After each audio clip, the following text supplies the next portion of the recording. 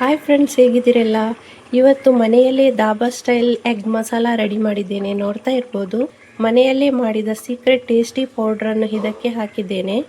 ಅದು ಏನಂತ ಹೀಗೆ ಹೇಳೋದಿಲ್ಲ, ನೀವು ವಿಡಿಯೋ ಫುಲ್ ನೋಡಬೇಕಾಗ್ತದೆ. ಅದಕ್ಕೋಸ್ಕರ ಒಂದು ಸಲ ನನ್ನ ಈ ರೆಸಿಪಿಯನ್ನು ನೀವು ಟ್ರೈ ಮಾಡಿ ನೋಡಿದರೆ ಉಂಟಲ್ಲ, ದಾಬಾಕ್ಕೆ ಹೋಗದೆ ಮನೆಯಲ್ಲೇ ಈ ರೆಸಿಪಿಯನ್ನು ಮಾಡ್ತಾ ಇರ್ತೀರಾ. ಅಷ್ಟು ಟೇಸ್ಟಿಯಾಗಿರ್ತದೆ ಫ್ರೆಂಡ್ಸ್. ಬನ್ನಿ ಈ ದಾಬಾ ಸ್ಟೈಲ್ ಎಗ್ ಮಸಾಲವನ್ನು ಹೇಗೆ ಮಾಡಿದೆ ಅಂತ ಒಂದ್ಸಲ ನೋಡ್ಕೊಂಡು ಬರುವ.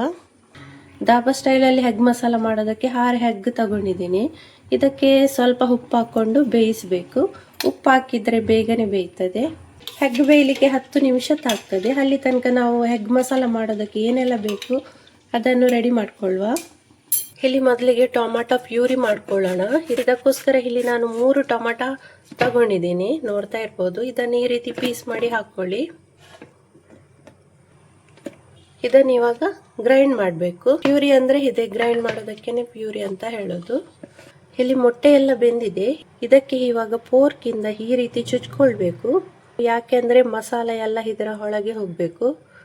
ಮಸಾಲೆ ಎಲ್ಲ ಒಳಗೆ ಹೇಳ್ಕೊಂಡ್ರೆ ತುಂಬಾ ಟೇಸ್ಟಿಯಾಗಿ ಬರ್ತದೆ ಎಗ್ ಮಸಾಲ. ಈ ರೀತಿ ಎಲ್ಲದಕ್ಕೂ ನಾನು ಚುಚ್ಕೊಳ್ತಿದ್ದೀನಿ. ನೋಡ್ತಾ ಇರ್ಬೋದು. ಇವಾಗ ಎಗ್ ಮಸಾಲ ಮಾಡೋದಕ್ಕೆ ರೆಡಿ ಮಾಡುವ. ಬಾಣಲೆ ಬಿಸಿ ಆಗ್ತಾ ಉಂಟು. ಸ್ವಲ್ಪ ಆಯಿಲ್ ಹಾಕೊಳ್ತಿದ್ದೀನಿ. ಇಲ್ಲಿ ಅರ್ಧ ಟೀ ಸ್ಪೂನ್ ಆಗುವಷ್ಟು ಚಿಲ್ಲಿ ಪೌಡರ್ ಹಾಕೊಳ್ತಿದ್ದೀನಿ. ಮತ್ತೆ ಅರ್ಧ ಟೀ ಸ್ಪೂನ್ ಆಗುವಷ್ಟು ಕೊತ್ತಂಬರಿ ಪೌಡರ್ ಕೂಡ ಹಾಕೊಳ್ತಿದ್ದೀನಿ. ಚಿಟಕಿ ಅರಶಿನ, ಸ್ವಲ್ಪ ಉಪ್ಪು ಹಾಕೊಳ್ತಿದ್ದೀನಿ. ಇವಾಗ ಗ್ಯಾಸ್ ಫ್ಲೇಮ್ ಸಿಮ್ಮಲ್ಲಿ ಇಟ್ಟು ಇದನ್ನು ಸ್ವಲ್ಪ ಫ್ರೈ ಮಾಡ್ಕೊಳ್ಬೇಕು. ಮಸಾಲೆ ಎಲ್ಲ ಚೆನ್ನಾಗಿ ಮಿಕ್ಸ್ ಆಯಿತು. ಇವಾಗ ಒಂದೊಂದೇ ಎಗ್ ಹಾಕ್ಕೊಂಡು ಫ್ರೈ ಮಾಡ್ಕೊಳ್ಬೇಕು. ಇದರಲ್ಲಿ ಮಸಾಲೆ ಎಲ್ಲ ಎಗ್ಗೊಂದಿಗೆ ಚೆನ್ನಾಗಿ ಮಿಕ್ಸ್ ಆಗಬೇಕು. ಮತ್ತು ಎಗ್ ಸ್ವಲ್ಪ ಕ್ರಿಸ್ಪಿ ಆದರೆ ಚೆನ್ನಾಗಾಗ್ತದೆ. ಈಗ ಇದು ರೆಡಿ ಆಯಿತು. ಇವಾಗ ಇದನ್ನು ಒಂದು ಪ್ಲೇಟಿಗೆ ಹಾಕ್ಕೊಳ್ತೀನಿ. ನೋಡ್ತಾ ಇರ್ಬೋದು. ಈಗ ಇದೇ ಬಾಣಲೆಗೆ ಸ್ವಲ್ಪ ಎಣ್ಣೆ ಹಾಕ್ಕೊಳ್ತಿದ್ದೀನಿ. ಹಾಗೂ ಇದಕ್ಕೆ 2 ಏಲಕ್ಕಿ, ತುಂಡು ಚಕ್ಕೆ ಮತ್ತು ಸ್ವಲ್ಪ ಜೀರಿಗೆ, ಅಂದರೆ ಅರ್ಧ ಟೀ ಸ್ಪೂನ್ ಆಗುವಷ್ಟು ಜೀರಿಗೆ ಹಾಕ್ಕೊಳ್ತೀನಿ. ಇದು ಫ್ರೈ ಆಗ್ತಿರುವಾಗಲೇ ಸ್ವಲ್ಪ ಕಟ್ ಮಾಡಿ ಇಟ್ಕೊಂಡಿದ್ದ ಈರುಳ್ಳಿ ಹಾಕ್ಕೊಳ್ತಿದ್ದೀನಿ. ಇಲ್ಲಿ ನಾನು 2 ಮೀಡಿಯಂ ಗಾತ್ರದ ಈರುಳ್ಳಿಯನ್ನು ಈ ರೀತಿ ಸಣ್ಣ ಸಣ್ಣದಾಗಿ ಕಟ್ ಮಾಡಿದ್ದೀನಿ. ಸಣ್ಣದಾದರೆ 3 ತಗೊಳ್ಳಿ, ಮೀಡಿಯಂ ಗಾತ್ರ ಆದರೆ 2 ಸಾಕು. ಇದು ಇವಾಗ ಬ್ರೌನ್ ಕಲರ್ಗೆ ಟರ್ನ್ ಆಗಬೇಕು. ಅಲ್ಲಿ ತನಕ 1 ನಿಮಿಷ ಆಗುವಷ್ಟು ಇದಕ್ಕೆ ಫ್ರೈ ಮಾಡ್ಕೊಳ್ಬೇಕು. ಈಗ ಈರುಳ್ಳಿ ಎಲ್ಲ ಬ್ರೌನ್ ಕಲರ್ಗೆ ಟರ್ನ್ ಆಗಿದೆ. ನೋಡ್ತಾ ಇರ್ಬೋದು. ಈಗ 1 ಟೀ ಸ್ಪೂನ್ ಆಗುವಷ್ಟು ಶುಂಠಿ ಬೆಳ್ಳುಳ್ಳಿ ಪೇಸ್ಟ್ ಹಾಕ್ಕೊಳ್ತಿದ್ದೀನಿ. ಇದರ ಹಸಿ ವಾಸನೆ ಹೋಗೋ ತನಕ ವಾಪಸ್ 1 ನಿಮಿಷ ಆಗುವಷ್ಟು ಫ್ರೈ ಮಾಡ್ಕೊಳ್ಬೇಕಾಗ್ತದೆ. ಇವಾಗ 2 ಹಸಿರು ಮೆಣಸನ್ನು ಈ ರೀತಿ ಸಣ್ಣ ಸಣ್ಣದಾಗಿ ಕಟ್ ಮಾಡಿ ಹಾಕ್ಕೊಳ್ತಿದ್ದೀನಿ. ಇದನ್ನು ಹಾಗೆ ಸ್ವಲ್ಪ ಫ್ರೈ ಮಾಡ್ಕೊಳ್ಬೇಕು. ಇವಾಗ ಇದೆಲ್ಲ ಚೆನ್ನಾಗಿ ಫ್ರೈ ಆಗಿದೆ. ಈಗ ಟೊಮಾಟೊ ಪ್ಯೂರಿ ಹಾಕ್ಕೊಳ್ತಿದ್ದೀನಿ. ಇದನ್ನು ಹಾಗೆ ಒಂದ್ಸಲ ಚೆನ್ನಾಗಿ ಮಿಕ್ಸ್ ಕೊಡಬೇಕು. ಈ ಟೊಮಾಟೊದ್ದು ಎಲ್ಲ ಹಸಿ ವಾಸನೆ ಎಲ್ಲ ಹೋಗಬೇಕು. ಇವಾಗ ಟೊಮಾಟೊದ್ದು ಹಸಿ ವಾಸನೆ ಎಲ್ಲ ಹೋಗಿದೆ. ಈಗ ಇದಕ್ಕೆ ಸ್ವಲ್ಪ ಮಸಾಲ ಹಾಕ್ಕೊಳ್ಳುವ. ಇದಕ್ಕೀಗ 1 ಟೀ ಸ್ಪೂನ್ ಆಗುವಷ್ಟು ಚಿಲ್ಲಿ ಪೌಡ್ರು, ಅಂದರೆ ಕಾಶ್ಮೀರಿ ಚಿಲ್ಲಿ ಪೌಡ್ರ್ ಹಾಕ್ಕೊಳ್ತಿದ್ದೀನಿ.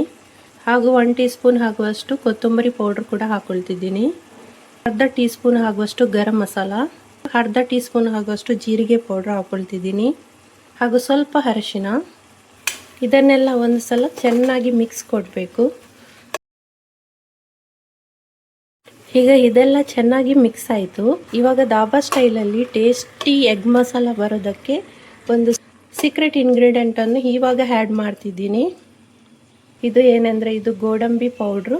ಒಂದು 10-15 ಗೋಡಂಬಿಯನ್ನು ಮಿಕ್ಸಿಯಲ್ಲಿ ಚೆನ್ನಾಗಿ ಪುಡಿ ಮಾಡಿ ಹಾಕಬೇಕು. ಇದರಿಂದ ಎಗ್ ಮಸಾಲ ತುಂಬಾ ಟೇಸ್ಟಿಯಾಗಿ ಬರ್ತದೆ. ದಾಬಾ ಸ್ಟೈಲ್ ಟೇಸ್ಟಲ್ಲೇ ಬರ್ತದೆ. ಗೋಡಂಬಿ ಇಲ್ಲ ಅಂದರೆ ನೀವು ಕಡಲೆ ಹಿಟ್ಟು ಉಂಟಲ್ಲ, ಅದನ್ನು ಕೂಡ ಒಂದು 2 ಸ್ಪೂನ್ ಆಗುವಷ್ಟು ಹಾಕಿ ಹೀಗೆ ಫ್ರೈ ಮಾಡ್ಕೊಳ್ಬೋದು.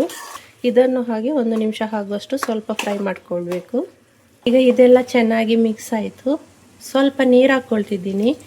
ರುಬ್ಬಿದ ಟೊಮ್ಯಾಟೊ ಪ್ಯೂರಿಗೆ ಸ್ವಲ್ಪ ನೀರು ಹಾಕಿ ಇದಕ್ಕೆ ಮಿಕ್ಸ್ ಮಾಡ್ಕೊಳ್ತಿದ್ದೀನಿ. ಇಲ್ಲಿ ಮಸಾಲೆಗೆ ಟೇಸ್ಟ್ ಬರಲು ಸ್ವಲ್ಪ ಉಪ್ಪು ಹಾಕ್ಕೊಳ್ಳಿ. ಎಗ್ ಫ್ರೈ ಮಾಡುವಾಗ ಕೂಡ ಉಪ್ಪು ಹಾಕ್ಕೊಂಡಿದ್ದೇವೆ, ನೋಡಿಕೊಂಡು ಹಾಕ್ಕೊಳ್ಳಿ.